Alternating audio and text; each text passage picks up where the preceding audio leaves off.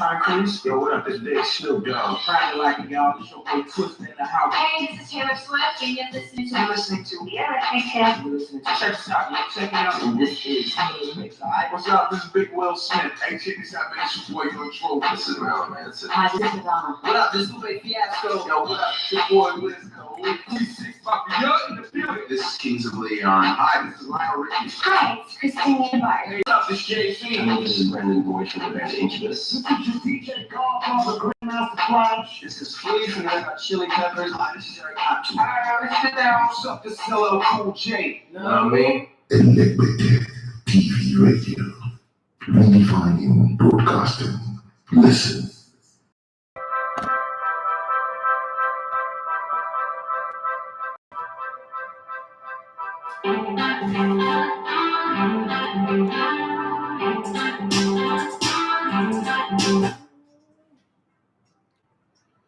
Hello, good morning and welcome to the Sports Buffet on Elegbeted TV Radio. My name is Idafi Matthew Sogene. You love to come with Elegbeted on Sports.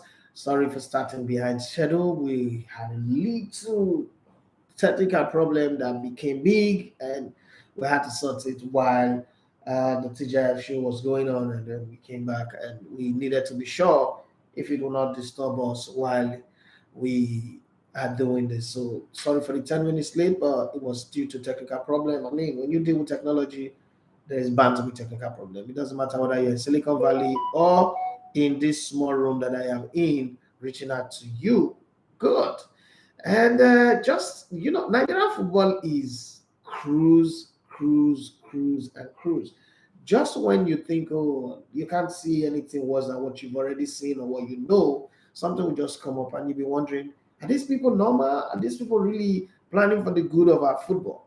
Okay, so first off, I've got Timothy watching my back. It's my wingman, always making sure that I get the very best. And then I saw this story that he sent me, and I tried to check up with the people that are involved. And I can't say the words that certain people have replied to me just based off of sending that story to them. Like, the minister just came out of nowhere. I'm not reading for you guys, but you know how the show is. Today is Friday, so everything goes, right? So whether you're on Instagram, on YouTube, or WhatsApp number is still 07025000069.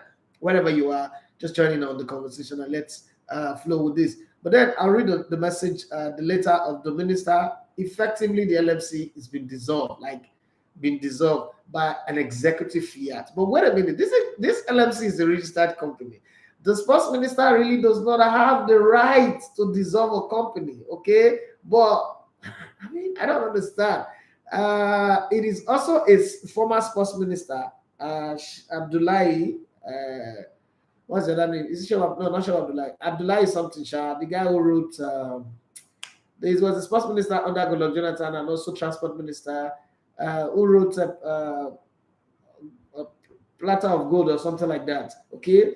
Was the guy who set up the LMC and from league management committee to league management company. And then all of a sudden, out of the blues, election of the NFF is closed and strategy. So I'm going to tell you what I think. I know what I think about this when I'm done reading the communique. And then I'm also going to Bolaji Abdullahi. I told you that Timothy got my back. It says he's got me covered. Bolaji Abdullahi is his name. What's the guy who set up the LMC a couple of years ago? And I remember this LMC that got me fighting with the Honorable Uduka Rabba. There will be father and son later on when he saw my side of my argument. And I mean, I remember I just tried to call the man and interview him. Simple. I was like, so I want to have a conversation with you concerning the LMC and how you plan. Why is it that in Nigeria people get cranky when you start asking them about money and how you plan to fund the league? What's the budget? And I guys said you're stupid. And then it was recording, okay? And they cut the call. I was like, damn, this man had the audacity to call me stupid. I like, you die here. Like, I took a month to find this guy on Twitter, Facebook, everywhere. It got so hard. Like, I remember he called my former chairman, Larry Zamanji, like, they have to fire me, this. I go all out. You know me. I don't start a fight, but if you start a fight with me, I'm not coming out. I'm not pulling out. If I want to fight you, we die here. We fought. He retreated and he surrendered, and then they called for a peace meeting. I went to his office, and they said I should apologize. I said, no, I'm not. That's not gonna happen. Yeah, his office was in Lekki then. That's not gonna happen. Like apologizing on this one. That's not gonna happen. You are the one that owe me an apology. I mean, Africa, they say senior need to apologize, but in this case, it's not. Let the heavens fall. You should let the fight continue.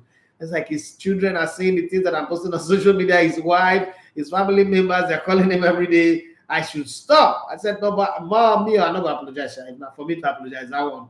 Just forget about it. Let's just pretend we didn't know this meeting, and everybody go, and I am at liberty to do what I want to do. If you want to sue me, sue me. If you want to fight me, fight. And I guess, bad to reasons, and he saw that okay, with all those fighting, I was still promoting the LMC, the MPFL. I mean, it's a league I played it. I was still promoting it, and it was like he told Raja and Tony Becker that look, I've checked you guys. You told me I always win Arsenal. This one, I don't know where you stand, but this guy, as we're even fighting, he's still promoting my league. And I said to him, sir, it's not your league, it's Nigerian league. But we became very, very close. I think it's the best person I've ever had within the sports space. The best friend I've ever been. It was very, very nice. And I remember I was one of the few early people who told me, you're too big to be under somebody else's umbrella. You need to branch out. You need to go set up your own thing. And don't be waiting till you have all the money. Just go and start. And then it was also Kayode Tijani. I missed that man. I don't know where he's right now. Kayode Tijani that called me one, invited me to rent a hotel and said, listen, where you are right now have a history of cutting people when they are really growing big. So it's I really need Ribadiola, Tony Obo, this one, actually, like really not all those names. And he said, I think you are there now. That's going to happen to you very soon. So you better prepare for what's coming. I thought it was a joke, because I was really very close to my former chairman. I don't think anybody's ever been that close. But then that happened. And wow, wisdom. Older people have wisdom, the wisdom of the age. You can't mess with it, man. And the rest, as I say, is history. But let's see the news first. And I'm coming with the minister's communique, dissolving or banning or eliminating. I don't know, but it's a sniper move anyway. Beautiful sniper move for drama. I say this: if you do movie, you need conflict, right? And these people taking the act of conflict to a new level, the act of war. But this is my suspicion. My suspicion is the Minister of Sports have his own candidate to be the next NFF president. And from the look of things, Shehu Diko most likely might win on the northern vote. So let me play the script a little bit before I give you the headlines and the news. So this is how it is. There is Shehu Guso, board member of the NFF, who is a very strong candidate for the NFF position. There is the former Secretary General of the NFF before this Sanusi Mohammed came in. Abdullah is his name also.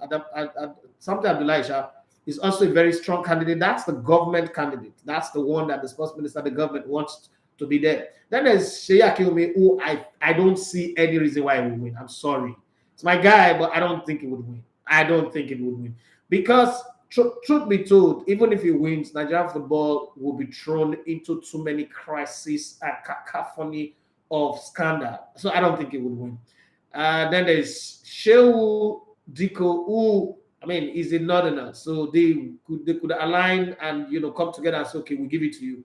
Okay, there is that one. And then there is the other candidates, like Christian Omerua, who, so this is another Bogali, all these, people who come up with great ideas. I don't think they will win, but the next NFF president will definitely come from the north. This I can beat my chest and say. Having said that, and it's going to be between Shehu Diko, Shehu Guso, and Abdullah, the former Secretary General of Nigeria Football Federation, because he is a government candidate. And you don't mess with government candidates in this. Eto'o was government candidate in Cameroon, and you saw what happened with Eto'o and the other candidates. Didier Drogba was never the government candidate, and you saw what happened with him. One vote, a whole Didier Drogba.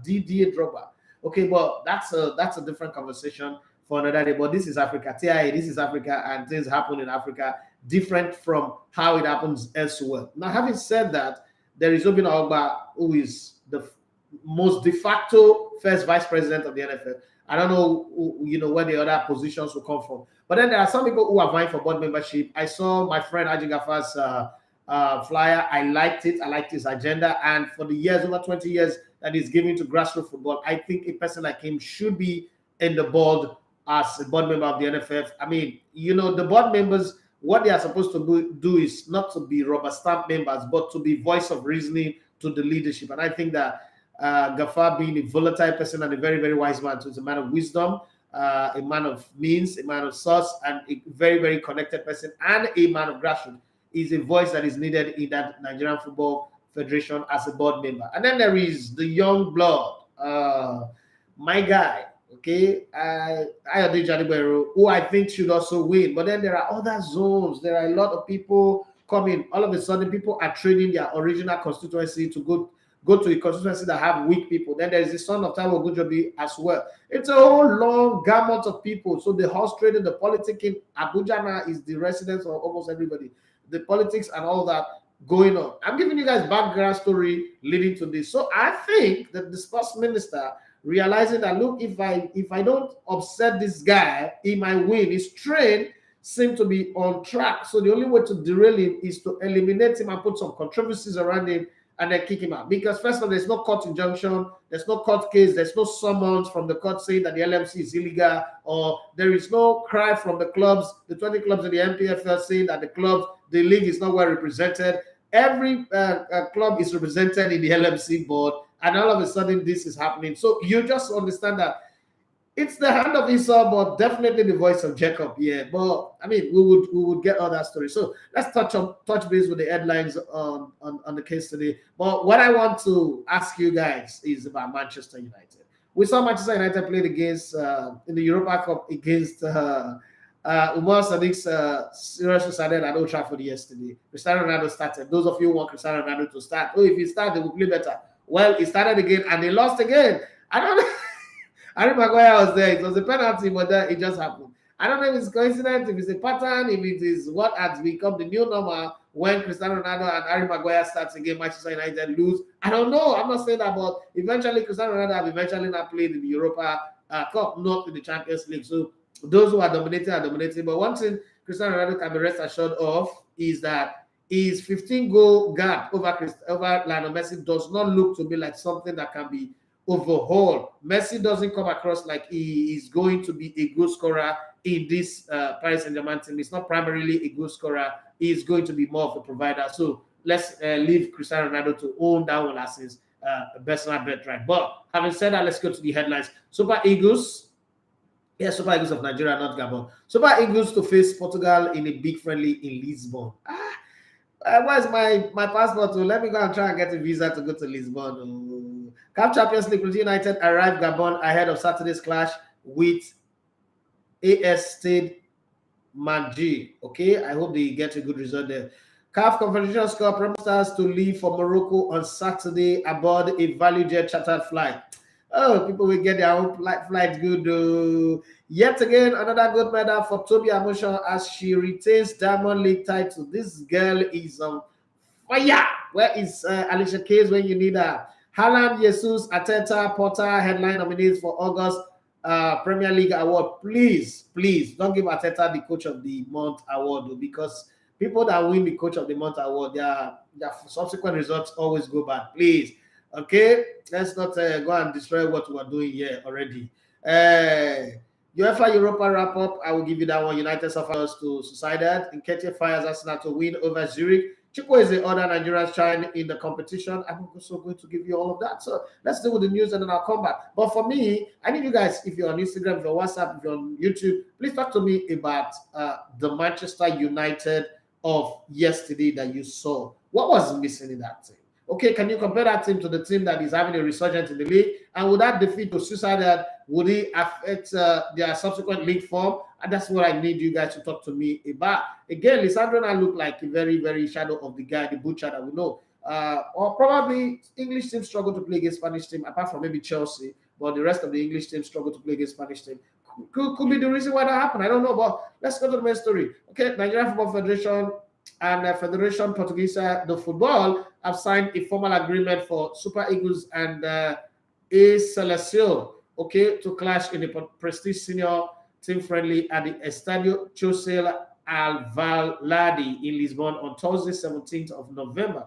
That's like a few days to the start of the World Cup. Okay, already built to play 2019 African champions Algeria in Oran on the 27th of September. The encounter with Portugal is another ace by the Amaju Pinnick led administration, which has enabled high and international friendlies for the Super Eagles and other Nigerian national teams over the past 8 years. Okay, the match with Portugal will be the first clash at senior men's level for both countries in men's football. You know, at the international level, we'll play them at different level on the 20s and the rest of them women competition, but we'll never play them at senior level. So this is our chance to play them. Okay, one of Nigerian representatives at the 2022-2023 TotalEnergies CAF Champions League, Plateau United of Jazz are now in Libreville, Gabon, ahead of Saturday's first round preliminary match against AS MANDJI. Okay, we just hope that they get it right and progress this time to the next round, even though the next round looks like the final buster for them, but then it's football, anything is possible.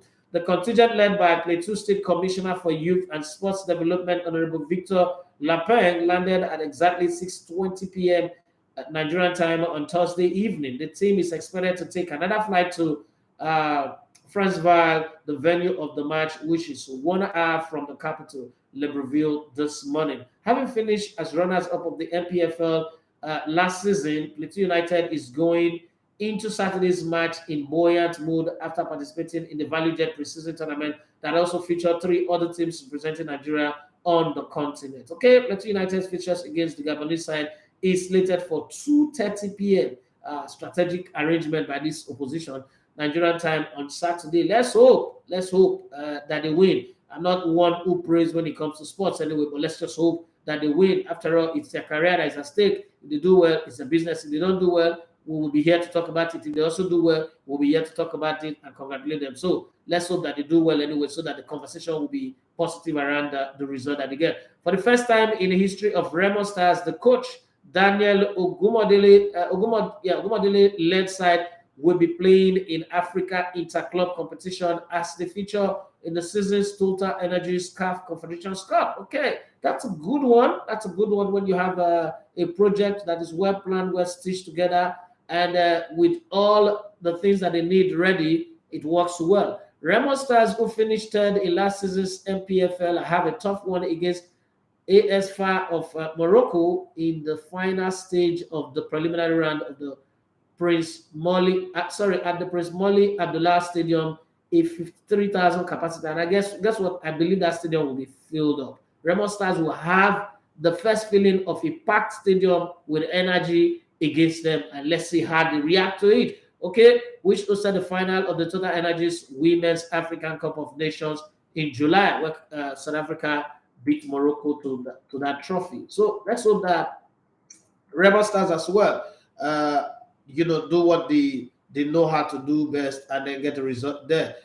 In case you're not aware, 20 players with 12 backroom staff, supporters, club officials, and selected journalists will fly to Morocco on Saturday, connecting via Value Jet chartered flight. That's a very good one. When the team have a chartered flight, what it does is it makes the journey easy. There is no need of connecting here to there. Everything goes very easy for them, and I hope that they succeed. I really love Remo Stars to succeed. The reason why I want Remo Stars to succeed is not like I have a stake, but if private clubs are doing well, it will encourage other private investors to invest in the business, and we'll see where it goes. But this one that our minister is trying to throw spanner in the works. Let's see. Remo Stars take on Moroccan side by 8 p.m. Nigerian time on Sunday. We wish them the very, very best. Okay. The golden girl cannot stop being golden. As a matter of fact, she's going from gold to diamond. Toby Amucho defended a title at this year's Diamond League as she raced to a gold medal, with setting a new record. She finished the race in 12.29 seconds. Man, that's fast. That's bullet street. Okay, ahead of the United States, Tia Jones, who finished second, 12.40, and Jamaica's Britton Anderson, who finished third, 12.42. Okay, the win saw Toby breaks Gail Davis' 22-year-old meets record. Wow. Gail Davis, run for the dream. If you ever know that. That's the one name that got me interested in sports movies.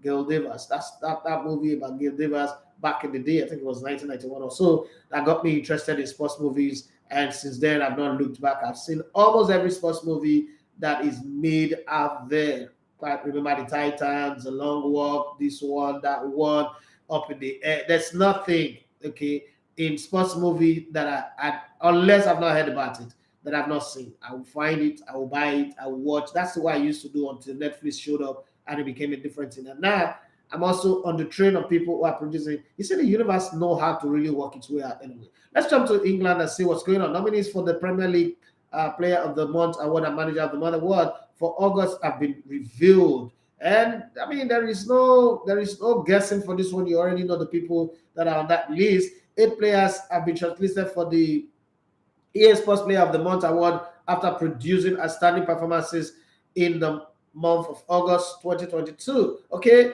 on the side of the managers, 5 men who oversaw fantastic start to the season have been nominated for the August 2022 Barclays Manager of the Month Award. Please don't give it to Arteta. It's a good award, but we don't need it. Okay, this is the one that is cost. But okay, Arsenal have already lost the game anyway, but we don't want to go back-to-back losses. Okay, Erling Haaland, this one that the Queen is the Queen of Pemeso.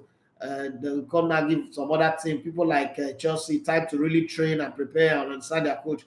For just like to see them, they lose, they go like that to carry me, they go, not just see them, they lose, they go like that because they go for sweet. But now the tables are turned, okay? The coach that the English media is trying to promote so that when Southgate leave, it's either him because they were trying to promote Frank Lampard and Frank Lampard now showed that he's not the anointed one. So they not anointed this one again. And they are always anointing them through Chelsea. But let's see anyway how it works. Nominees for the Players of the Year of the Month Award are Erling Haaland, Man City, Gabriel Jesus, really? Arsenal, Martin Odegaard, Arsenal, Alexander Mitrovic, Fulham, they should give it to Mitrovic.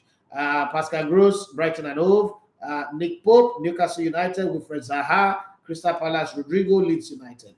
For you out there, who do you think would win this award? And the nominees for the Manager Award are Mikel Arteta, Arsenal, Antonio Conte, Tottenham Hotspur, Pep Guardiola, Manchester City, Graham Potter, Brighton and Hove, now Chelsea, Marco Silva, Fulham. Give it to Marco Silva or Graham Potter, please. Especially Graham Potter. Give it to Graham Potter. Give it to Graham Potter, sharply. Let us have peace of mind. Nasri, if you send that voice note to me, I think you should type it because I can play it. I can't listen right now. I'm on live. So you should try as much as you can to type that message so that I can see it. Okay, fans can vote for their favorite via the Premier League website until 12 p.m. BST on Monday, 12th of September. You see how engaging they are. They are engaging the entire community of fans all over the world. Tell that the LMC or the clubs in the MPF, they'll tell you, now website, now want to give us results. Now website, we want to shop. Even clubs that are run by top media brass.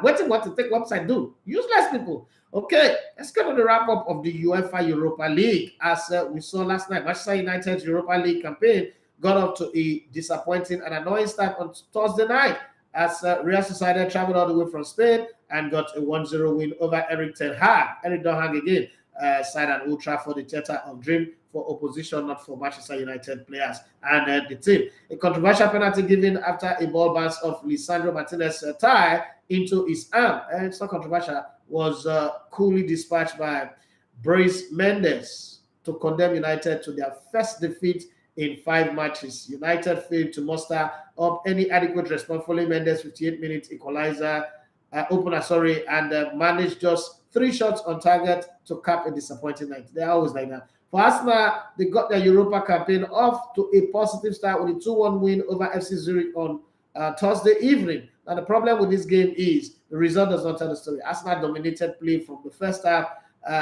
towards the end, but somehow Arsenal scored in the 16th or 17th minute through a very beautiful counter-attack. Zurich were attacking, Arsenal break play, Fabio Vieira got the ball, hit it wide to Eddie Nketiah, who ran his head out, and then one time play into the 18-yard box, and I don't know where the Brazilian Marquinhos sneaked out of nowhere and slammed the ball into the roof of the net. And you would have thought that that game would go on to produce a lot more goals based on the possession that Arsenal had. But unfortunately, that did not happen. As Arsenal kept on, possessing without penetrating. And then Zurich felt like, okay, these guys are not as dangerous as we thought they are. Okay, so let's go forward. And then they went forward, won a corner kick that shouldn't have been in the first place if the defense was defending well. And then from the corner kick, the penalty was awarded. Very, very freak penalty. Rush of blood to the head. Poor play. Penalty was awarded. And in the 44th minute, it was banged on. Well played penalty. Well played. The foul on Alti shouldn't even have happened in the first place because there was no danger there. But hey, that's how it happened. Keeper was sold. Matona was sold to the wrong direction, and that was how they equalized. Coming in the second half, Arsenal needed to press. And then again, it was Marquinhos who returned the favor to Eddie Nketiah to make it 2-1. Yeah, I watched the game. That's why I could say this one. The Gunners started slowly, but gradually came into the game and took the lead. Okay, but in Spain was a different story. Villarreal conceded first. Super Eagles winger Simon Chukwueze contributed a goal and assist as Villarreal picked up a 4-3 win over Police side Lech Poznan. He lasted 80 minutes before he was replaced by Yeremy Pino. Okay, remember Yeremy Pino was the talk of Arsenal's transfer over the transfer window. Last minute, it was the guy that they wanted. Peter Langer continued being a leader for Slava Prague as he found the net in their 1-1 draw away to Sivasspor. Moses Uso also featured for Czech champion, lasted 63 minutes before he was taken off. Super Eagles captain Ahmed Musa was a 73rd minute substitute for Sivasspor, and Leke James started the match but lasted only 19 minutes before an injury forced him off. Sorry, and we hope that you get one soon. Moses Simon featured for FC Nantes as they defeated Olympiacos 2-1 in France. The Super Eagles winger entered the fray as a substitute in the 69th minute to play 21 minutes plus added time in that game, and it was good for him, and his side has to won that game. Remember, Olympiacos just signed Marcelo. His unveiling was bigger than an El Clasico game. Okay, that's what you get when you have a very, very big name player. Wait, that's football for you. Well, I want to know what you think about Manchester United and their performance in the Europa. Okay, and for the managers and player of the month, who would you vote for if you're voting? Who would you vote for? It's very, very important. And let's go to the one that everybody's talking about, the letter that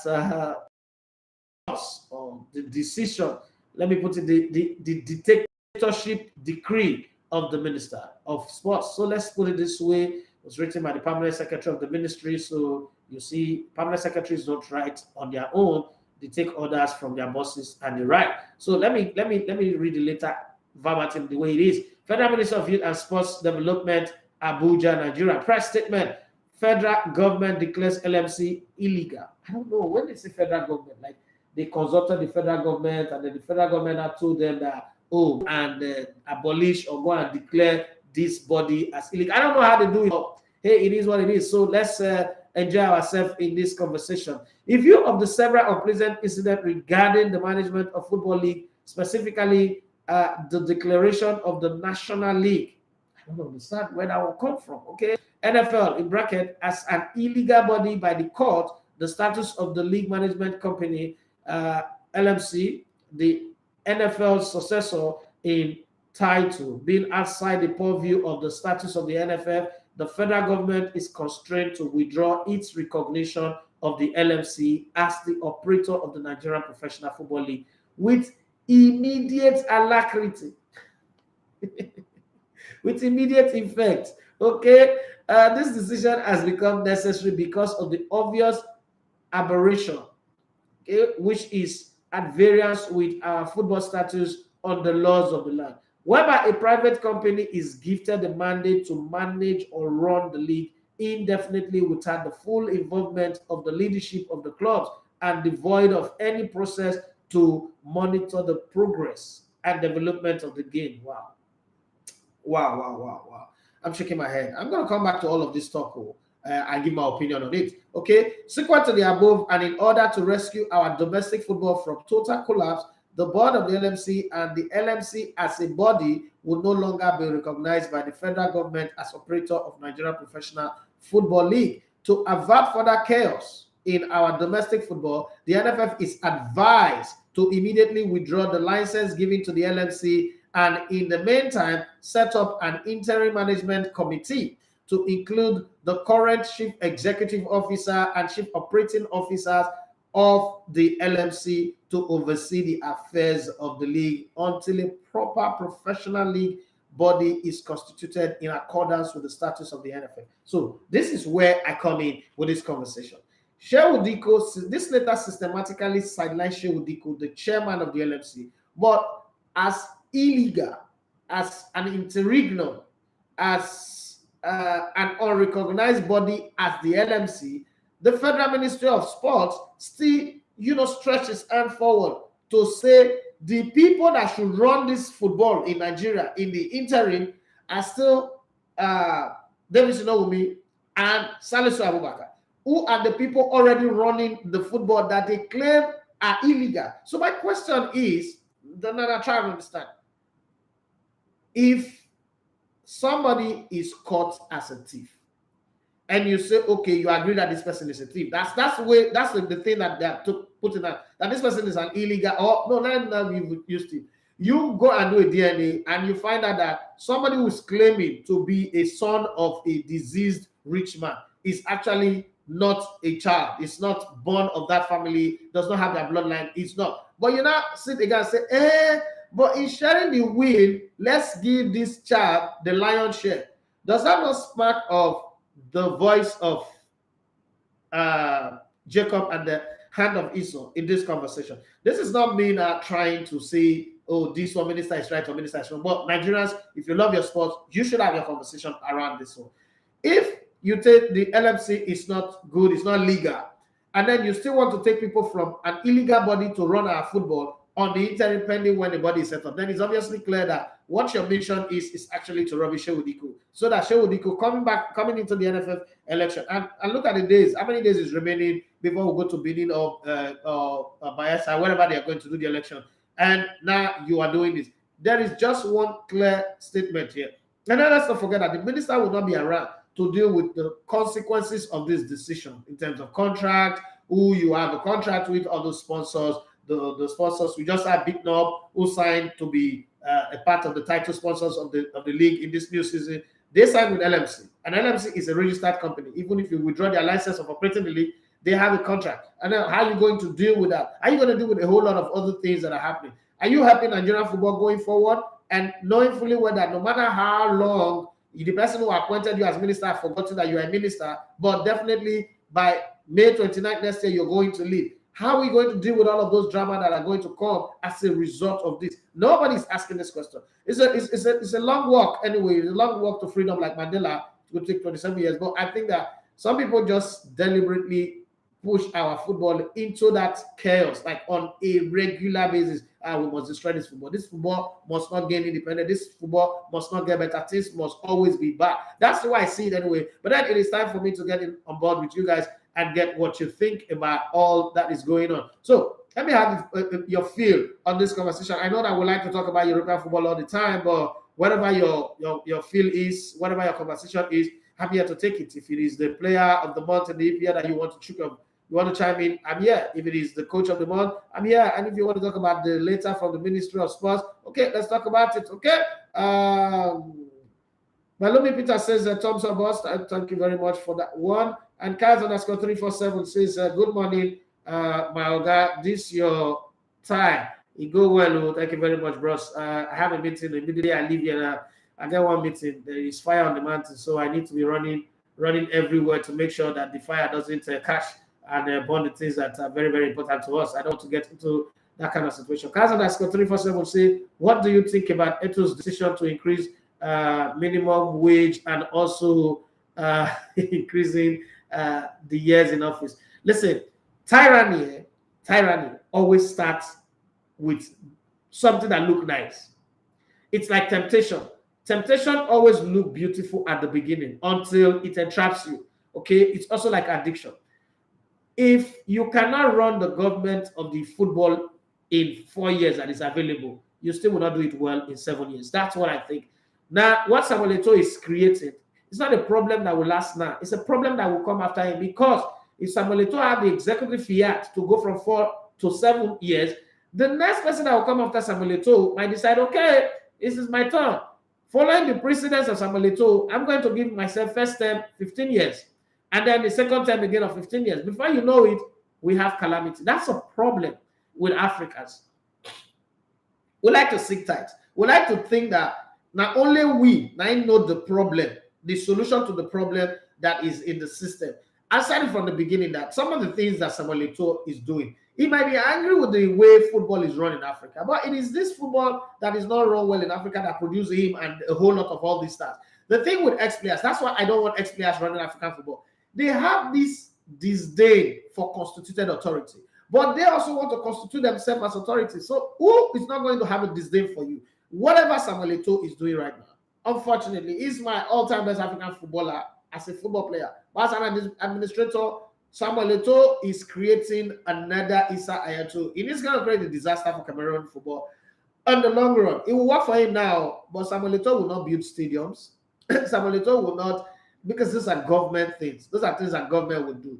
Automatically, what Samuel Eto'o have created now is Samuel Eto'o have a longer term than a Pobia who's been there since forever. Anyway, but then again, if you look at it introspectively from a Cameroonian perspective, Cameroonians like to sit tight to power. Issa Hayatou stayed in CAF for 1988 till forever before Amaju Pinnick and his Ahmad Amate kicked him out, okay, in the best football coup ever. And Pobia have been in government since before some of us were all born. So I can understand from a Cameroonian perspective, it might work for them. But when he leaves power, I think that somebody else will catch him on that and decide to do a Samuel Eto'o, and he might not decide, you know what, let me even increase my own to 15. After all, Samuel Eto'o did executive fiat and did what he did. So I'm worried about that. The consequences of our actions are always something we should consider before we take the action. Okay? What I say?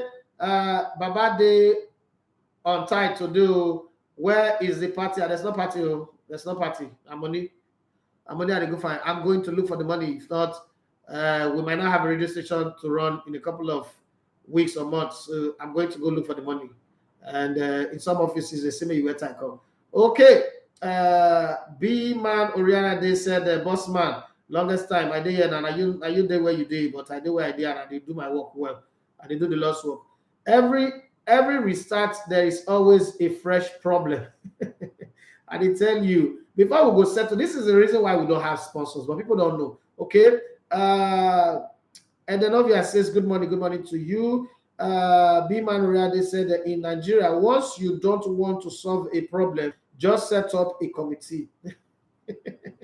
The grill. He said, I for make Ateta win the award of the month, but because of the when they follow that award, make Potter win my beg. Let Potter win. Hey, Mr. Paul, how you doing now? Why did you promise to come and see your friend? You don't come, or you don't go back with your wife and son. So it's not me, Mr. Paul. This guy is the most inventive and most creative comedian that I know. Like, you know, I just think back and I think back like this is this kid that we grew up on the same streets, my younger brother's friend. And every time I see him telling all these stories, I'm trying to wonder, do you write these stories down? Because they are ridiculous, but then they are funny. That's genius. Okay, to make ridiculous things so funny and so attractive.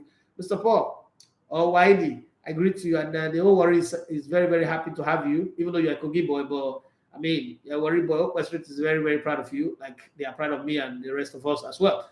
Odoni Remileko, you don't deserve this award. Okay, good morning, boss. United with the money spending and Arsenal with the structure building. Who do you think will come out on top? I still think that Man United would get their act together, and when you say on top, I need to know what you mean by on top, because I think that both of them will make the top four. That's what I think. I think that both of them will make the top four, not necessarily because they are expertly so good, but because I think that Chelsea have pressed the self-destruct button. They have put a time bomb in their house and shut all the door through it with the key. So there is no escaping it. Armageddon is coming. Apocalypse is coming. And we just have to like sit back and watch what happens at the end of the day. That's for Chelsea. I don't think that Tottenham Hotspur can endure the race when the chips are down. I don't think they can endure the race. They would start very well, but you know, it's a marathon. It's not a 100-meter dash. they would soon start to feel the pains and the wane of the game, and some things will give way. Liverpool also seem to have detonated the self-destruct bomb as well, so that might just give them a chance and then see what comes up. So Arsenal, Man United does look like they can go on. Man United's money can buy them a structure eventually. Arsenal structure and the little money that they spend can keep them going. And I'm also not hoping that Arsenal will sign anybody in January unless they're lucky.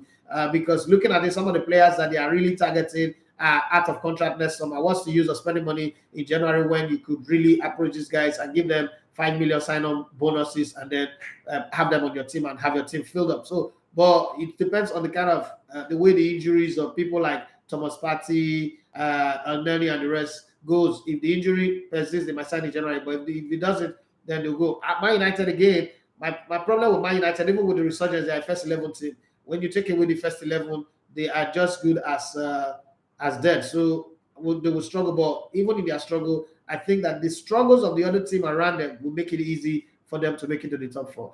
Don't you want to say, is there any confirmation about the weekend games not holding?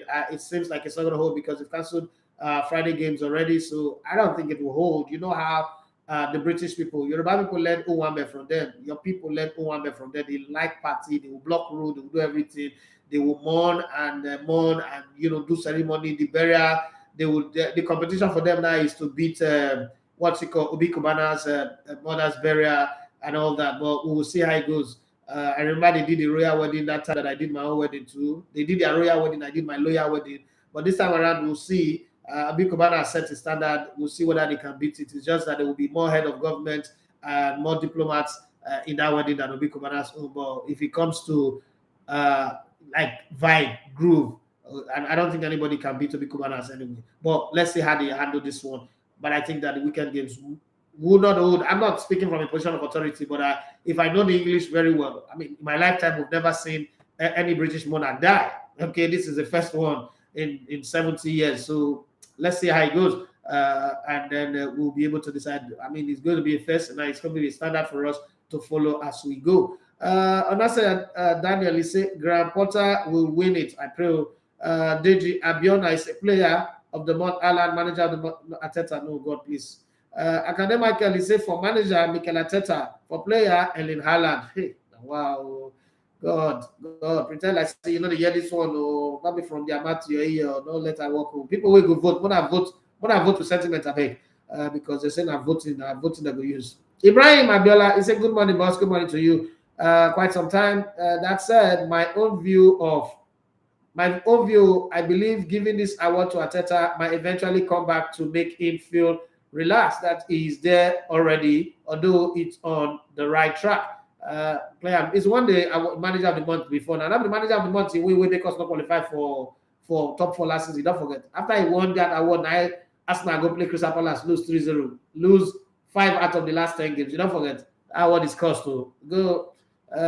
Winning the manager of the month is not going to be a big thing for Arteta. It's just that I know that award is cost. Remember, Nuno Espirito Santos raced to the top in the Premier League, and then he won the award, and it started coming down before they got him fired, and then Antonio Conte got the job. So manager of the month is something that I don't really like, but hey, it is what it is. Obviously, Arteta will win it. We have tough and tricky games from now. I don't believe the award will have anything wrong with Imsha. He won it twice last season, and on the 2 occasions that he won it, what were the preceding results? That's what you should look at. Okay, Daniel Abanom, he said, good morning, Eleweta, good morning to you. Oduni Rebelekona went on to say, to be fair, Awilo Lokoba have been convincing this season compared to last season. Yes, he has. He has done very well, and it was also very fantastic yesterday. But I just love Fabio Vieira, movement, twinkle to twist and turn.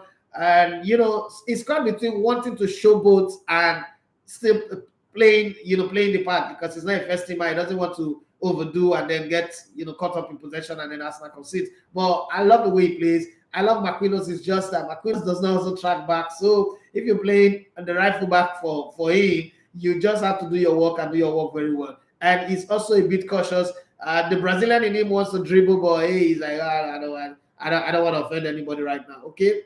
And Noel Turin, where have you been? Okay, I have two people that are fans of Juventus. One is my best friend.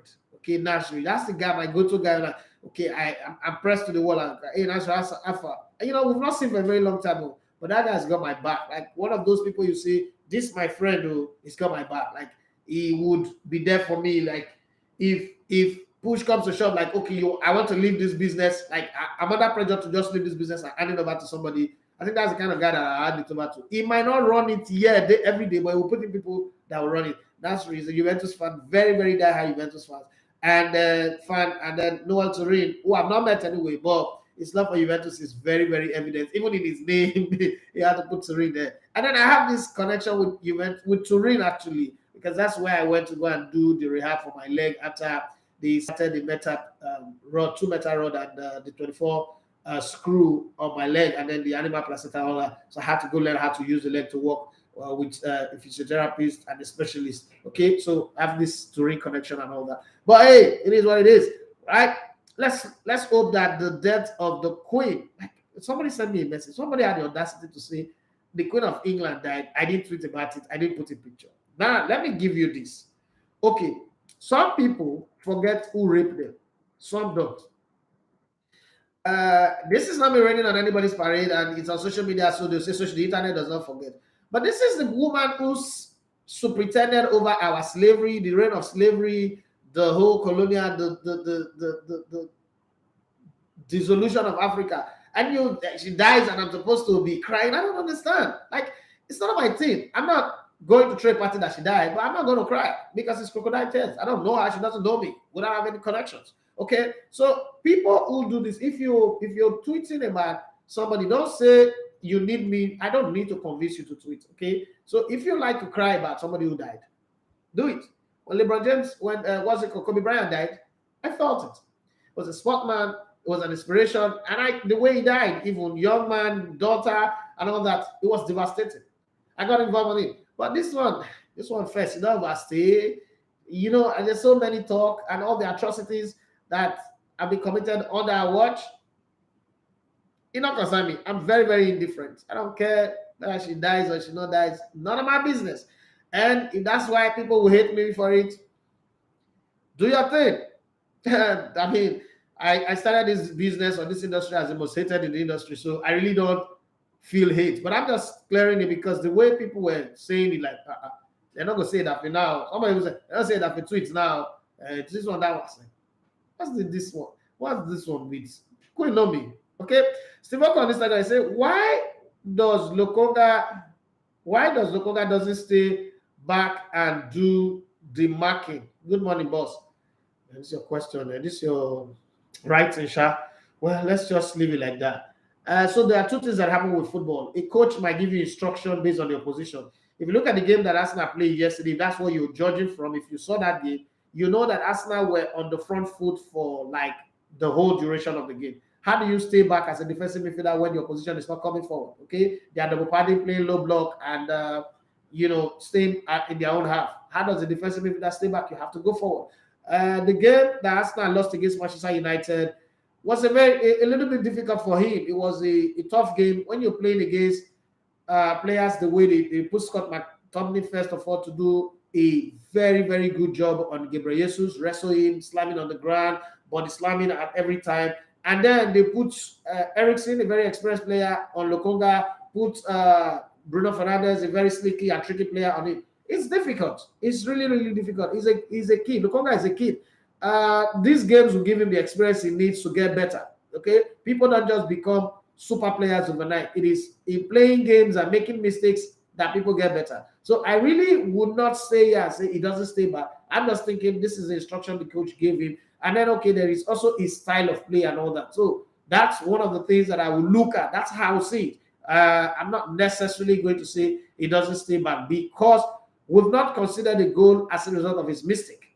Arsenal have not considered the goal as a result of his mistake or his lack of staying in position, and that's why it happened. Okay, against Manchester United, you could say the entire midfield was not there. I thought that Granit Xhaka, as a senior player, would have acted as a better buffer and control it, but hey, that's not happening. Okay, so let's go. the breaking news that I'm seeing, the stories that I'm seeing in England, Premier League club braced for this weekend matches to be postponed following the death of the Queen, as government talks are held this morning. With tonight's EFA games are already off, so most likely the Premier League games will be off. I know all those people that have done long-term betting, that have bet like for 3 weeks and hoping that this is the weekend where they will cash out. You've got to be patient. You've got to wait. Nobody said it. When I went to Dubai, I went there to do a whole lot of other things apart from the Koshayeri video. Man, the king of Dubai died. And there was public holiday, no movement, nothing. We couldn't go. Even the game that was supposed to cover, we couldn't cover the game. That was a game that was supposed to give us a commercial advantage. We couldn't cover it. And then time for us to come back, we couldn't even extend, because you know how expensive Dubai is if you've been to Dubai. The war will not end. It will not stop. It's just what it is. Okay? But we had a good time in Dubai. So nobody prayed for the Queen to die, but it's happened. Everybody will have to now realign and readjust. So sorry for you if you are missing out on anything, especially on the better side. Ex-England footballer Trevor Sinclair deletes his tweet saying black and brown people should not mourn the Queen. And his Twitter account, as radio station Talksport faced calls to sack him after he went AWOL. Now, this is one of those things that always gives me reasons to be where I am. You know the truth, that this is how it should be. A black person is not supposed to mourn the Queen of England. I'm not saying it. I don't care what anybody say. But if you not say it, they will not come after you. Again, this is the pointer to what I always say, that the white will always control how we behave. We know what we want to say in our mind, but we're afraid to say it because we will lose the bread that they're giving us, the crumbs that they're giving us, and all that, the platform that they give us. And we, as black people, we're not creating our platform. Even if when we create our platform, we don't get the kind of support that we get. If Trevor Sinclair, let's be very honest here, if Trevor Sinclair partnered with a few other ex-black players and created his own radio platform, you think he would delete that tweet? He will not. But because he's on Talksport's platform, it's a white people-owned platform, and he made that tweet, he has deleted it, he has even deleted his account, but now they're calling for his sack. What now is the difference? Is it not the fact he stated the truth? Why would a black person even mourn the death of the Queen of England? Let's even be very, very honest about this thing. Why would you mourn the death of your oppressor? Who refused to apologize for slavery? The diamond on the crown of the Queen of England is a stolen diamond from the Congo. Well, nobody will say anything. If that crown was on the head of an African king, they would give you analysis and tell you every reason why that crown is a blood diamond crown, is blood-stained, blood-tainted, blah, blah, blah, blah, blah, blah. But hey, it is what it is. This is the kind of life that we live in. We can't change anything. But pretending about it is the one that I don't know how to do. I'm sorry. If it's not good, it's not good. There's nothing anybody can say. Barcelona are planning a legal action against Atletico Madrid over Antoine Griezmann as they feel his £35 million buyout clause was set when he played 81% of available minutes last year, while Atleti continued to bring him on for 30 minutes to avoid the clause. So let's see what happens. No, Arsene Wenger did this with Chamberlain. With Chamberlain that time, I remember there is a clause on his contract that says if he plays certain number of minutes, Arsenal will pay 10 million to Southampton. Guess what? Arsene Wenger make sure that didn't happen. Okay. And Theo Walcott, white boy, you know, all these black boys that have become white boys. Theo Walcott shares lovely memory of when Arsenal visited Queen Elizabeth II for afternoon tea in 2007. And Emmanuel Eboué made the monarch laugh by telling her, "I want to look after your dogs." Oh God. Oh God, oh God, oh God, oh God. And then this is the ones that I don't like reading. Let's just forget about it. Well, the Queen was an Arsenal fan. Maybe all the causes, all the swell of slavery, and she's an Arsenal fan, so say she's the number one Arsenal fan. That's why we'll not be winning anyway. I don't know. Now that she's gone, maybe we'll win a European trophy. Just maybe. Arsenal will win a European trophy now. Well, this is where we draw the curtain on the show.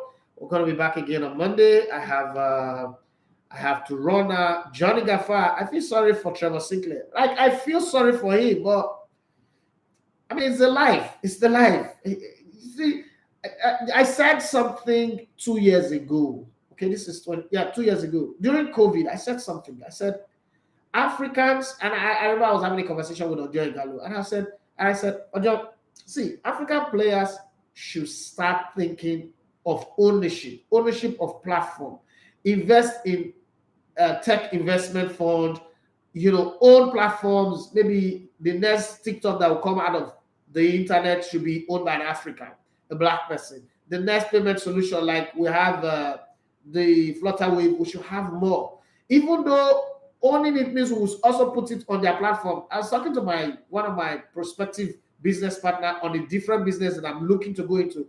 And I said, so we wake up tomorrow morning and Google shuts down, or Google blacklists Africa. Like you cannot use Google in Africa anymore. They can geolock us. Like everybody in Africa cannot get access to Google anymore. Yeah, while they will lose money, they can also avoid that loss and make profit somewhere else. What happens to us?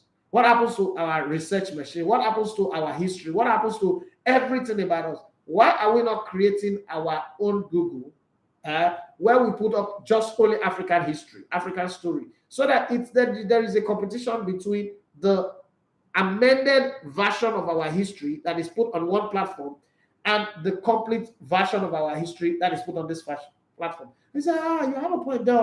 I said, let's think about it. Because the next generation, because I'm looking at people, and the next generation that is coming, they don't talk. They are keypad people.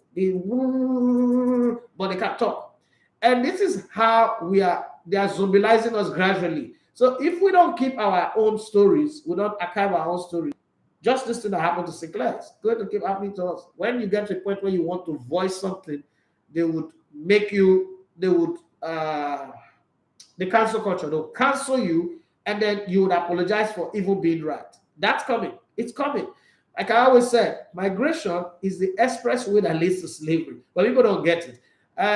Johnny, let me read what he said. No, Turin first said, I've been preparing for some tough exams, man. Yes, I love you, Venus. I know that. Johnny Gaffa is happy for Trevor Sinclair. He was brave enough to share the truth. He will lose his job and future chances now. You see how it is? That's the gagging. I was in a group, and we were in the Elevator TV family group, and we're just talking similar conversation. You're not allowed to say your truth, but if they want to say their truth about us, perfect. Bongo Park travel from one place to meet people in a place, and they say he discovered the place. Like, oh, we discovered Bongo Park too. But like life is like that. There's always one thing, one constellation that I've always had, like since I was growing up. When they teach the evolution story in schools, look at it carefully. From ape or monkey or whatever, ape to man, now black. Now black is always a black person. The resemblance is always African.